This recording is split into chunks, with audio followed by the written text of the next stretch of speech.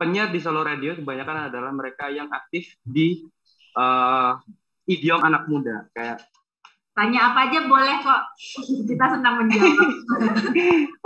Makanan paling enak di Solo apa? Pasti kita jawab.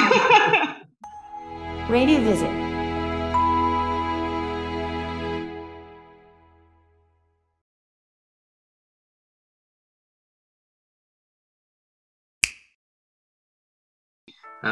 Sebelum teman-teman yang lain nanti juga ada beberapa yang didiskusiin, karakter anak-anak muda Solo, masyarakat Solo ngedengerin radio sekarang tuh seperti apa, Mas? Kira-kira, Mas?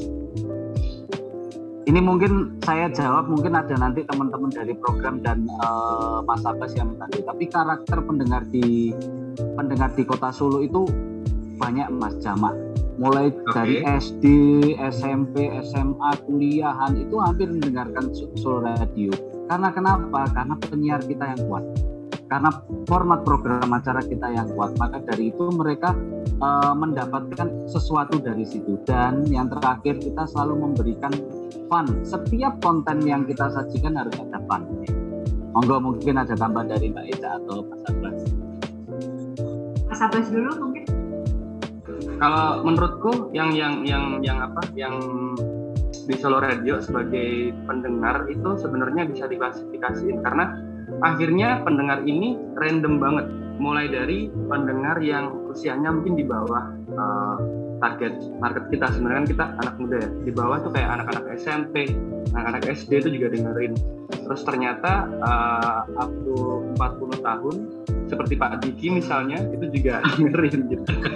Terus kalau diklasifikasiin kayak pertama mungkin kenapa mereka dengerin karena memang program kami itu selalu fresh, selalu baru, selalu update terus, bahkan setiap bulan aja itu selalu ada ini Mas, kayak tagline baru yang kita bawa gitu. Kayak sekarang tuh Maret to the Moon, bahkan nanti terus habis itu kayak penyiarnya juga, penyiar di Solo Radio kebanyakan adalah mereka yang aktif di idiom anak muda, kayak mulai dari MC, mereka influencer, mereka tuh orang-orang yang kayak punya karakter masing-masing, jadi makin banyak tuh pendengarnya. Sedangkan ada beberapa karakter pendengar yang mereka ternyata adalah pendengar lonely atau kesepian, mereka yang kesepian atau jomblo gitu secara kayak jomblo itu malah kami fasilitasi gitu loh. Ya, kayak kita fasilitasi aja. Kayak misalnya kita bikin program namanya Jomblis, Jomblo of the Wish, terus kita bikin program-program meet the another listener gitu.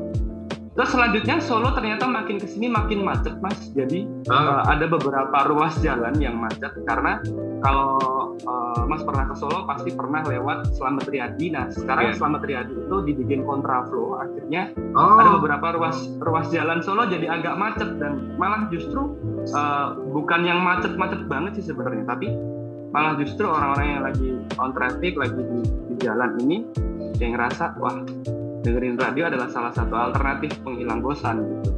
Dan yang terakhir selain macet ya anget, karena Solo Radio itu apapun yang baru pasti diinformasikan. Kayak kemarin misalnya informasi sesuatu seputar pembalap MotoGP yang muter-muter keliling Bundaran HI gitu-gitu tuh seharian tuh kita bahas itu. Jadi kayak apa ya, pendengar yang dengerin Solo Radio itu selalu dapat informasi yang menarik dan juga pembicaraan yang seru itu sih. Thank you tambahannya. Nah, ada data nggak berapa persen yang dengerin radio lewat konvensional, kemudian berapa pendengar yang dengerinnya lewat streaming, lewat website, atau ada apps-nya mungkin? Kalau yang konvensional kita pakai datanya Nielsen tadi, Mas. Gitu.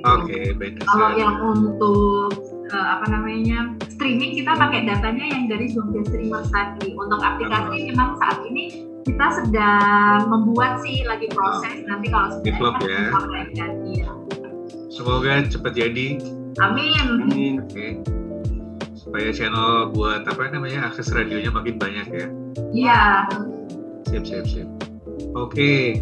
Di Bright ada Mbak Dino, ada Pak Rizal juga kalau nggak salah tadi, ada Diana, Mbak Ripka, ada yang mau diobrolin sama teman-teman Solo Radio? Silakan.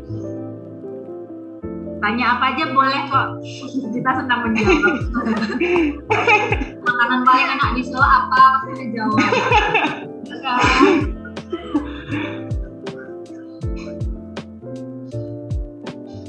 Pagi Mbak. Pagi. Udah siang Mbak Ripka.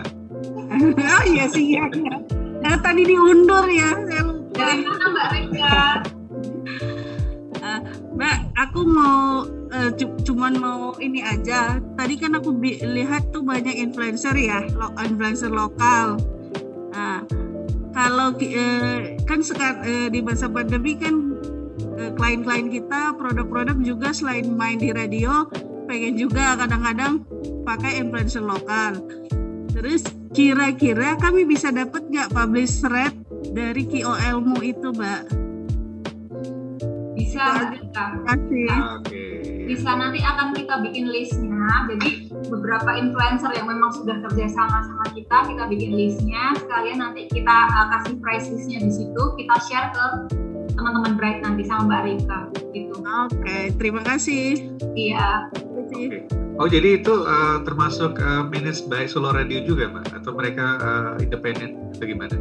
Sebenarnya sih mereka independen Mas Budi, cuman kalau ada campaign mengenai brand yang masuk di Solo Radio dan menginginkan KOL, kita sering kerjasama dengan nama-nama yang tadi sudah di-share sama agency.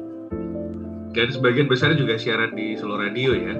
Ya, biasanya kami kalau ada klien masuk, kita utamain dulu penyiar kita, gitu, misalnya untuk branding. Nanti kalau misalnya mereka merasa kurang cocok, baru kita tawarkan KOL yang lokal lainnya. Gitu. Siap. Oke, Mbak Ripka udah cukup jelas ya tadi ya? Nanti akan di-share price list-nya, berikut benefit-nya, berikut apanya lagi? Ya. Kita sudah terima endorse loh Mbak Ripka. Terima kasih ya. Terima kasih Mbak Ripka. Mbak Diana, Mbak Dino, ada yang mau diobrolin? Silakan.